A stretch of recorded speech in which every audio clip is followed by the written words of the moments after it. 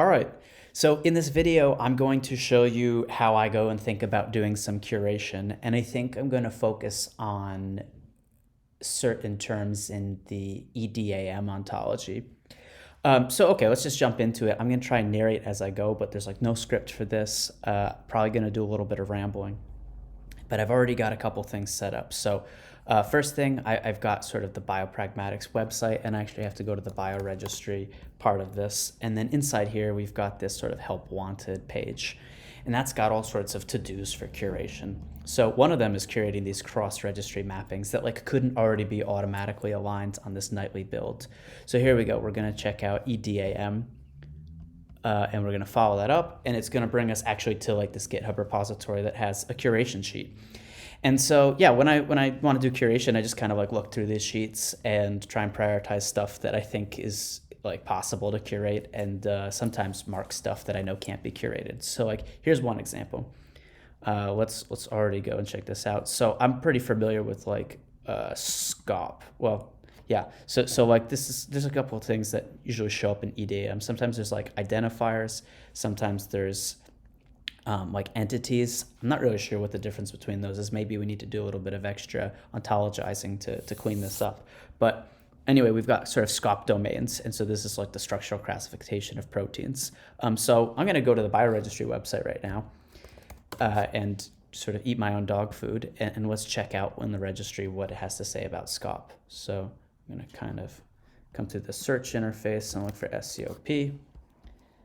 And we go by alphabetical order right now. So here's our structural classification of protein. So yeah, this is like example identifiers. So let's like actually go and check out one of these. We've got this local unique identifier and the button to resolve it. So let's check out like what the website actually looks like for this resource. Oh, interesting. Okay, it looks like it doesn't really work anymore. So that's something that happens all the time. So let's try and just search for something since I don't really know what's going on. Why don't I try and use this local identifier from before, since it seems to say that the SCOP ID can be used in this ID search.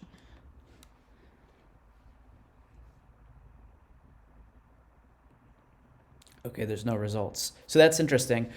Yeah, so it turns out that this record is like out of date and doesn't really make any sense. So this happens all the time in curation. You kind of start on one direction and you find out that there's some other problems you have to deal with. So let's just try and look for something and see if we can update this SCOP entry in Bioregistry before we do any curation to EDAM. So let's search for our favorite protein, AKT. Why is this our favorite protein? No idea. So we've got nothing for this. Okay. Maybe it can give us a uniprot ID. So why don't we go and find an example uniprot ID by using the bioregistry, of course. And here's our example uniprot ID. Let's put that in there and see if something happens. Okay, good. Now we've got some results. So it looks like it's giving us some domains. Yeah. Okay. Doesn't go anywhere, but these links look like they go somewhere, and these look like some identifiers that go with those domains. So let's follow it up. So the protein that we put in was calmodulin 1. I think this 1YRT is probably a PDB structure. Let's double check that. So that's not, okay, it's not the case. This looks like some completely unrelated protein, adenoid cyclase toxin of like this Bordetella pertussis. Okay, so this, oh, and C-terminal calmodulin. Okay, so it looks like this is related. Okay. Anyway, let's read a little bit more from the SCOP entry. So we've got this whole protein, and we've got this domain, which is orange. And then we've got our SCOP ID. So it looks like our domains in SCOP now follow this URI pattern. So I guess we're going to fix this in our example. So let's go into PyCharm now. I've got the bioregistry opened up, and we're going to go into data and then into bioregistry.json. This is the single source of truth JSON file. And I'm going to look for SCOP because that's the key for the entry. Okay, so let's see what other things are available in here. You know, I probably could have taken a look at this through the bioregistry view, but let's see. We've got fair sharing. We've got mappings to that. We've got Miriam, so typically stuff in Miriam is pretty out of date. Seems to be the case here. We've got name to thing, which mirrors what's in Miriam, so that could be out of date too. Prefix commons is sort of hit or miss, whether it's up to date or not. A lot of it is like also from Miriam. So yeah, that's kind of all we've got here. So looks like we're gonna have to override this URI format. So what we wanna do is put a URI format, and we're gonna copy paste in this thing. So notice that we've got like this term instead of like using some kind of other, so this looks like a search field, but we actually have a direct term field. And so this example term, we kind of replace that with the $1. That's our format. Okay, note that like below this is the end of the field because we've got sort of scope is starting. Unfortunately, the bioregistry's kind of got a little big, and we don't have some nice JSON like formatting in PyCharm anymore. But now we can check to see if this is all working. So I'm going to go into my command line. I'm going to open up the bioregistry. I'm going to like run the service myself locally. And luckily, like bioregistry is pretty light. And so this isn't a big install. And this will load up pretty fast. So we're just going to use this sort of Flask development thing. But if you want to run this like in a nice way, you can also use this with gunicorn feature. Anyway, that's, sorry, too much information. So we can go to localhost 5000. And now we can kind of go to the SCOP page and see that things have sort of improved. So let's go to the bottom. Now we see that we're using this, this new URI format string. And let's go ahead and try resolving that unique local identifier example. Okay, so term not found. This is really interesting. So it turns out that the thing that was the example doesn't exist anymore. So maybe that means that like the assumptions about what this namespace is within SCOP and like what Miriam, this original one, was doing is different. So let's take a look a little bit more closely. So this new URI format is from this like British thing. It looks like it's the same website, but I wonder if this like search still exists. Let's try going to this search page, but without this extra thing. Okay, so it's like totally gone. Yeah, it's really hard to know what to do at a time like this because it looks like this is a Sun ID. I don't know what a Sun ID is. Let's try going to this. So we've got this provider that's in Miriam at Berkeley. So maybe Berkeley's got like an old version of the service running. Okay, SCOP E. So yeah, maybe we can try and look at this Sun ID thing going on in here. And then our example ID was okay, 47193. Okay. So this 47419, let's see if it's on this web page somewhere. Okay, this seems to be like a family and not a domain itself. So this is really interesting, right? So inside SCOP, there's sort of these different levels of classification, and typically we're interested in the domains that SCOP is finding, but also they're grouped into like this family, superfamily, fold, and class. Yeah, so it turns out that this 47419 is like related to this family. So why don't I grab the name of this? And let's go back to this other website. Like, this seems to be the sort of base website for this. Let's see if I can try searching for phage repressors, which seems to be, again, like the thing corresponding to this ID that's in the example. Let's see what happens if I search for phage repressors. Okay.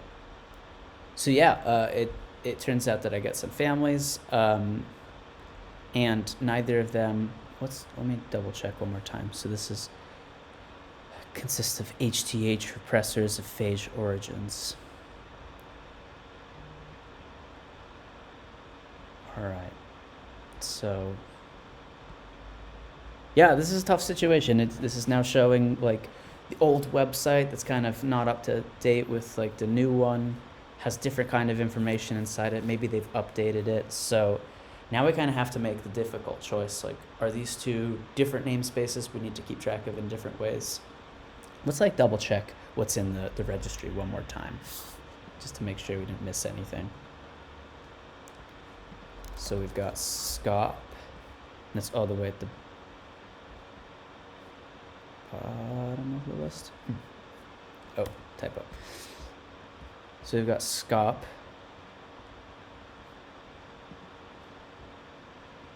Scopus, it's not right.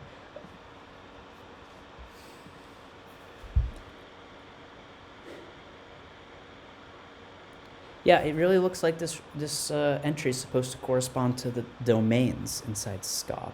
And maybe these families are a different kind of entry completely. Even worse, though, is like when we type in this sun ID, which I don't know what sun stands for, right? Typically, people are either using this nice kind of formatting, like with this term, and then like term, then slash number. This is the nicest one because it's usually very easy to figure out what the actual session numbers are, or the like local unique identifiers are. But sometimes people use these sort of URI parameters to specify like the identifiers for their things, and this means that it's kind of opaque, like what this is. So usually it ends in ID, so that's identifier. But what does sun mean? I don't know. It's difficult to guess. So, okay, here's kind of what I'm getting from this is we've got this 47419, and this seems to correspond to like these phage repressors. But also at the same time, there's kind of like this other identifier for this family, A.35.1.2. It's like there's actually more stuff going on that we're not really aware of here. So, here's some more information. I didn't even see it. So it first appeared in SCOP 1.55. And then it appears later. All right. So I think we might be able to realize what's going on here. I think what's going on is that SCOP and SCOP-E aren't the same thing. I think these websites are completely different. They don't have any of the same stuff inside them. They just share a name. And that led to like the previous entries in some of these sort of like outdated registries like identifiers.org, and then therefore like name to thing and prefix commons, which pull some information from them. I think these are kind of out of date. And so I think what's going on is that this SCOP thing is actually like supposed to be SCOP-E, and that these are two different websites. And ahead of time, that's like not super obvious. You really have to look into this stuff. All right, so what's the solution here? The first thing we do is we got to make a separate entry, and we have to make a delineation. So here's what we're going to do. We're going to come back to the Bioregistry. We're going to get rid of this edit I just made. Sorry, at the bottom. Okay. So the first thing we're going to do is we're going to realize that all of these mappings, all of this data is not actually about SCOP, but it's about SCOP-E.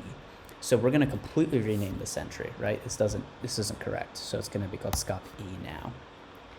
All right. And the next thing that we're going to do is we're going to give some new description. We're going to override the descriptions because the descriptions from Miriam and from fair sharing and from name to thing, these are all incorrect. So we're going to override this.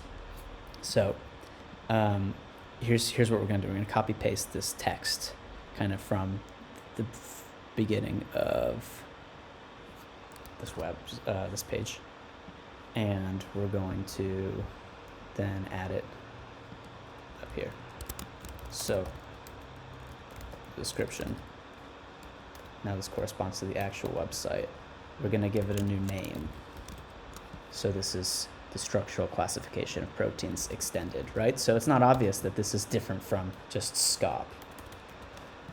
Okay, we need to be very clear about what the home page is. So we're going to come back here. We're going to copy paste this. So SCOP at Berkeley and SCOP at this British website are like not the same thing at all.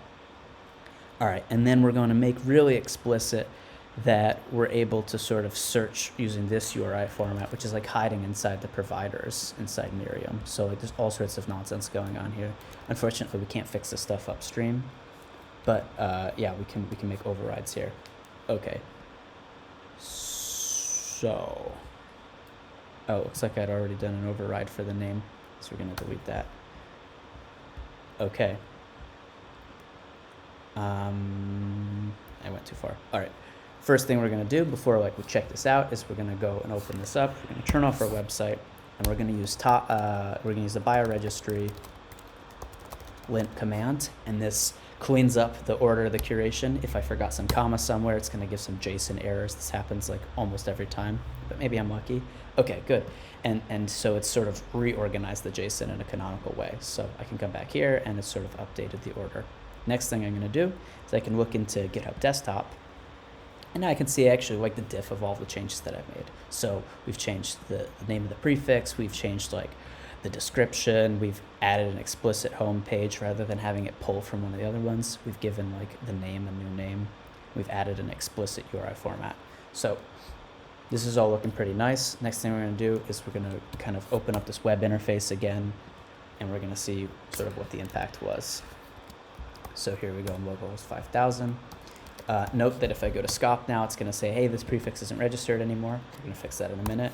Now if we go to SCOP E, we're going to see sort of a more reasonable name and description. The home page, if we click on this, it's going to go to the place that this record actually refers to. If we try resolving it, it's going to use this new URI format, and it's going to go to this page that we expected. We've got sort of biocontext. So biocontext doesn't really have a lot of information. It's really just a prefix map, to be honest. So this one's a little bit tricky. We're going to have to double check that. We can check the fair sharing record to see if like this is really correct now. All right, so this is the structural classification of proteins. This appears to be pointing to the British one. So this is actually an incorrect mapping now. So let's double check like if there's a different record for structural classification of proteins and fair sharing that we can actually fix. Okay, no. Let's try one more thing. All right, so SCOP, there isn't like a second record inside fair sharing for SCOP E. All right, so that means that what we need to do is actually let's delete this mapping completely to fair sharing because that's incorrect. And then, so that's, first of all, we're deleting the record for fair sharing, like so this key and its value. So that's one part. And then the second part is there's this mappings dictionary that's also a little bit redundant. So we're going to delete that record from here as well. Okay, PyCharm's being a little finicky. All right, now I do this all the time. I'm going to open up sort of a text editing pad and save some of the information. All right. So one other thing that I want to do is I want to make sure that we don't accidentally create this mapping again. Like we're very explicitly saying these are not the same thing. So we actually have this mismatch file that we can curate. So this mismatch file basically has some keys, which are bioregistry prefixes, and then it has dictionaries, and inside those dictionaries are the meta prefixes corresponding to external registries. And then the values that go with it are saying like, hey, this value, let's say in this example, GEO inside the OBO foundry is not the same as GEO in Bioregistry. So this is a pretty good example. GEO in OBO foundry corresponds to geographical entity ontology, whereas in the Bioregistry, GEO prefix is corresponding to gene expression omnibus. These sort of collisions aren't super common, but they happen every once in a while, and this allows us to sort of map between all these things. It turns out that inside Bioregistry, the OBO Foundry's GEO gets mapped to something called GEO, like geographical entity ontology. I don't know how we came up with GEO, but yeah. So let's check to see if we've got some stuff on SCOP already. We don't, that's no surprise. So yeah, I'm just gonna add it like wherever I want, because this will get linted later. So SCOP E. So this is the Bioregistry term, right? So we've changed it now. And we know that this is not the same thing as fair sharing. And before I copy pasted the fair sharing ID. So yeah, we know that these two things are explicitly not the same. So this is like really useful, I think. All right, so now let's went everything again. this doesn't just link the bioregistry.json, but also the mismatches. So now we can take a look. Now we see, okay, the fair sharing record is gone, the description's gone, we've taken out the fair sharing thing, everything else is about the same. Now we've got this extra mismatch. So, all right, I'm gonna actually start making commits while doing this. So I'm gonna make a new branch like update SCOP. Bring my changes to master. Yeah, I'm not a big fan of the command line forget, so I use Github Desktop for all this stuff. Really makes life a lot easier. All right, so I'm already gonna go ahead and commit this. So like, you know, fix, well, sort of rename SCOP record. All right, so we've kind of got halfway there. I'm already gonna push this. The next thing that we have to do to sort of deal with the situation we've created is to come back to our bioregistry and actually create a proper record for SCOP. So let's go ahead and put it right here. So we're doing this one completely de novo, so that means that we're going to have to make sure that we pass a bunch of different metadata tests, but we'll come back to those tests at the end because I'm sure we're going to forget something. Okay, so the name for this is, now we're going to have to actually, we're going to borrow some of the things from like Miriam.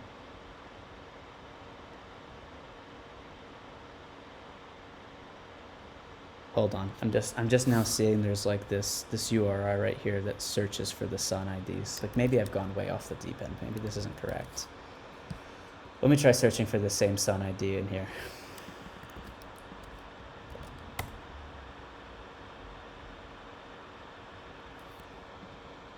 Yeah.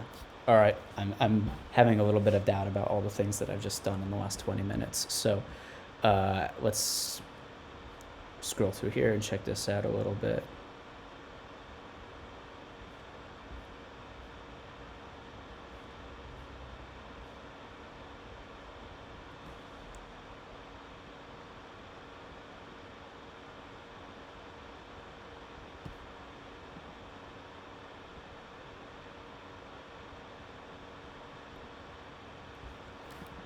Maybe on a nice API. Okay, so there's no term here.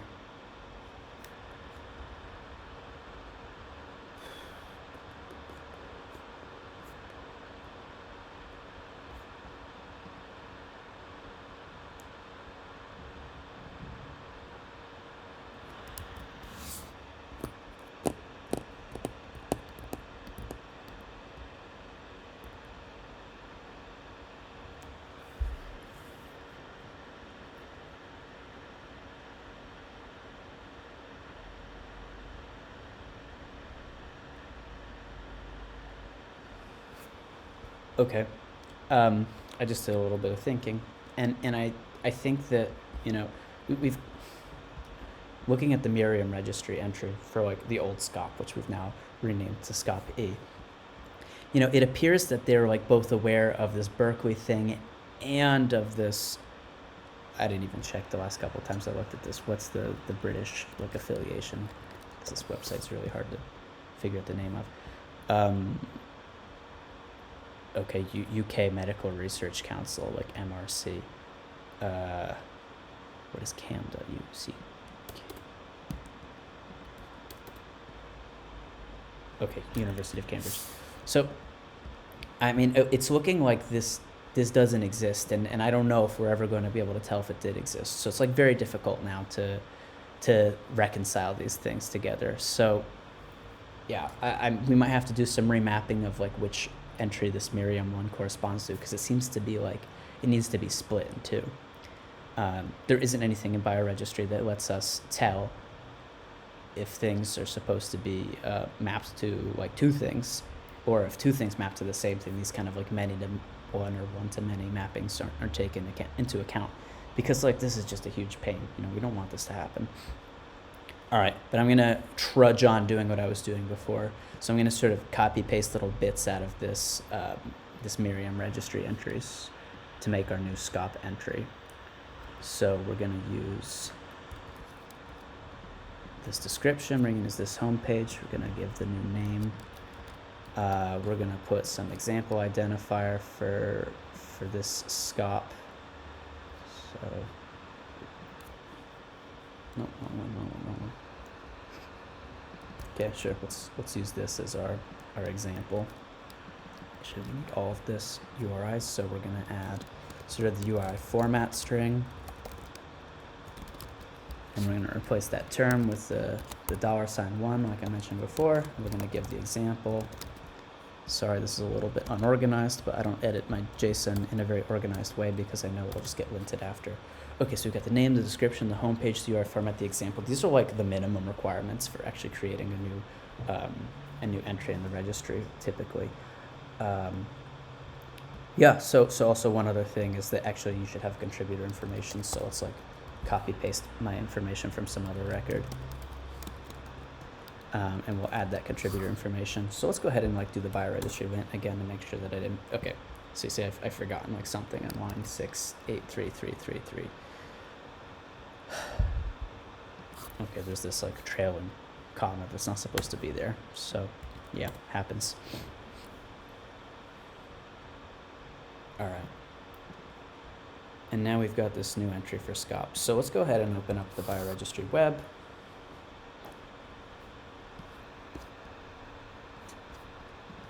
And now we can go to localhost 5000. Oh yeah, by the way, port 5000 is like the default one for Flask, so that's like normally what we're checking. So yeah, now if I search for SCOP, I'm gonna get like two things at the bottom. I'm gonna get SCOP, and I'm gonna get SCOP E. So let's see what happens when I go to SCOP now. I've got sort of a proper description. Actually, I'm missing like the pattern. So let's go back really quick and add the pattern. So it looks like that the patterns for these examples are numbers. So I go pattern, and then it's this. This is sort of what the pattern looks like. Caret means start. // means like a number. Plus means multiple numbers, and then the $sign means end. Okay, so let's start this thing over again, and then we'll see the web page update to have that new information in it. Oh, it didn't update. What happened? Oh, I made a typo. Look, pattern n. All right. So one other thing is usually I run lint first. If you put an incorrect field when you lint, it'll get thrown away. So I would have probably noticed that. That's why I periodically check the diff to make sure that if I made a typo and I run lint, then I can kind of keep that, so I make more commits more often. Okay, now let's run the web page again, and then we'll sort of update that thing we were just looking at.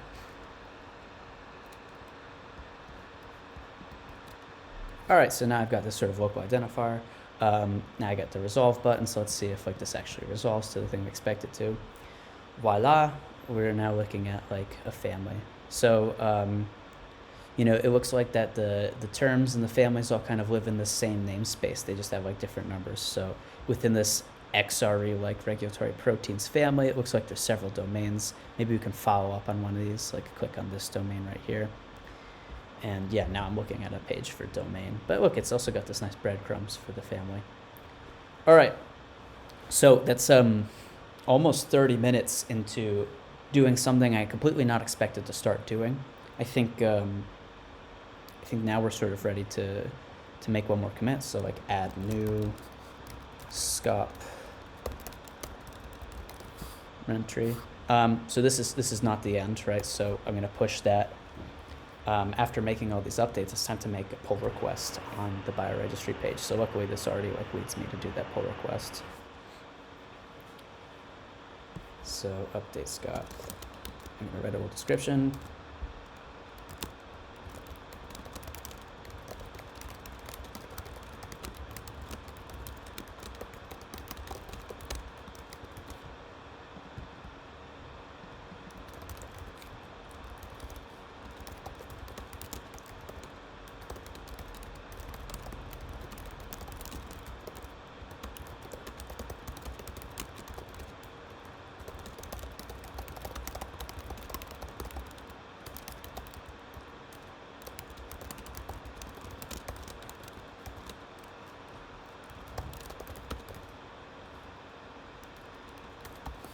Okay, so we're going to create the pull request. I just remembered while doing this that I forgot to add this sort of mapping back to my SCOP entries. So to do that, I'm gonna sort of come back to this text that I'd copied and like wholesale copy pasted out of that. So now I've got this fair sharing thing. I also have to add this mappings. Yeah, again, this part's a little redundant, but it's actually kind of nice to have this information accessible directly in two different places. So one more time, I'm going to run bioregistry lint. Oh, lint. Make more typos when I'm talking out loud about what I'm doing. All right, so let's check out our diff. So we've got this stuff. Great. So it's like, I don't always add really good commit messages when I make these pull requests because the bioregistry uses the squash and merge model, which means that all these commits are going to get grouped together under the pull request. So, it's okay if you don't add really good commit messages, but I'm going to do that right now. So like add fair sharing mapping. Okay. So as we're going on the web, we've now got our pull request open, and every time you create a pull request, it actually runs this like very deep set of unit tests and data integrity tests and whatnot. So that's actually down here. We can actually do this a little bit faster locally. But if you're not comfortable with having all the stuff installed and running the code, that's fine. You can always make directly edits onto the JSON file without like having a very complicated developer environment set up. But because I do, I'm going to run this all really fast, and I know that if we go into our tests, actually we're just most important, interested in the test data. So I'm going to run all the data integrity tests directly through PyCharm. I'm going to see if we broke anything. So like the one thing that I'm a little bit worried about having split this entry up is that it might be the case that there's now two different records like SCOP and SCOP-E that are having some extra providers. Like this URI format string is a provider, and then because Miriam sort of points to this extra one, we might have a problem that there's like some conflicting providers for different prefixes. Because typically, if you have the same provider, like the same URI format string, then you should be the same namespace. And if you have different ones, you should be different namespaces, or namespaces corresponding to like the identifier space induced by a prefix. I know we use those terms a little bit interchangeably. So anyway, we like run these data integrity tests, and like it'll find out if that's a problem or not. And so like I got my fingers crossed, my thumbs tucked. Hopefully like as these tests run, there's no problems. If they are, we also hope that the tests give enough information about how to fix it, because this is kind of like a tricky part to deal with. And so like if you're a contributor or a potential contributor to Bioregistry, the Bioregistry review team is here to like help work through some of these issues. But a couple of these things are pretty like archaic or like esoteric, and so they're kind of hard to understand, I think, even for some of the Bioregistry review team, like knowing why some of these choices were made is difficult, which is why I'm going through this video series now to try and help people understand like what's the thought process behind this curation. So all right, it looks like we're all gooch, which is really good because this would have been really complicated to explain and how to fix this. So one thing you could do, which I'm not going to show, if you find out there's some sort of provider conflict, is there is a blacklist for external extra curations in Miriam, which typically is the cause of a lot of these problems. So maybe in some other video, I'll look into that a little bit. All right, so let's go back to our GitHub page and note that like it's still running the tests in the background. So, externally it's a little bit slower than what I've got on my computer. But yeah, we're basically coming into the close. And so while these tests are running, it looks like the first one's already passed. So this is great. Typically, if one of the tests passes, they're all going to pass. But we're running on different versions of Python, and Python 3.7 and 3.10. We're running on two different platforms like Linux and Windows to make sure that there's no like weird character encoding problems cropping up. I think this is like really common when you deal with people who are using Windows. You have these problems. Okay, so before this is all done, let's go and check like inside our pull request view. Let's check our files changed to see like just an overview of what's changed. I always check this one more time before finishing to make sure I didn't forget something. So we've got some new record. So this is a little difficult to see on the diff because these records are back to back. We've got sort of this new information inside this new record. We've got some changes in the old record. We've got the second file, like this mismatch curated. Yeah, so I think we're good. So the last step is typically you're not gonna have the admin powers to like just squash a merge. So the next step in this is typically to like request a reviewer.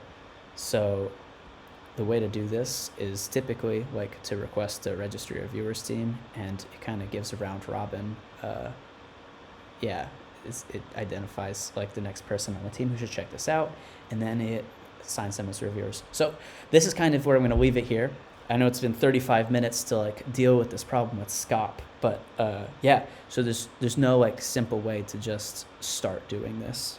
You have to be very much like an internet detective, like an Indiana Jones type, sifting through all of this old, outdated links and figuring out these websites, like an archaeologist. And originally the goal was to actually do some curation with EDAM, which now I'm not going to do that because this video is already way too long. So yeah, curation is sort of problematic because you run into all sorts of stuff on the way, and you find these problems with data inconsistency, and like there's no way around this. Somebody has to maintain this data. There's no way to just hope that this keeps working, because people update their websites, and then like something like the Bioregistry, which is this descriptive resource, it's not being updated by the resource owners. It gets out of date. Like it relies on other resources as well, like Miriam and prefix commons and name to thing that I mentioned, and those get out of date. And so like, we have to be able to override this out of date stuff if it's getting pulled in from an external resource, or we have to update its own internal information if it was a novel curation. Okay, so yeah, at the bottom, notice that like all the tests have passed. This is really good. If the tests hadn't passed, like it's not quite time to ask other people to check in on what you've done. Hopefully, if your tests don't pass, they give some information about how you can update what you did. But that's where I'm going to leave this video. Thanks for listening. I hope you like learned something about this thought process. I'm going to have to make like tons more Charlie Does Curation videos just to show more of the different kinds of things that can happen. But until then, thanks for listening. I'll see you soon. Bye-bye.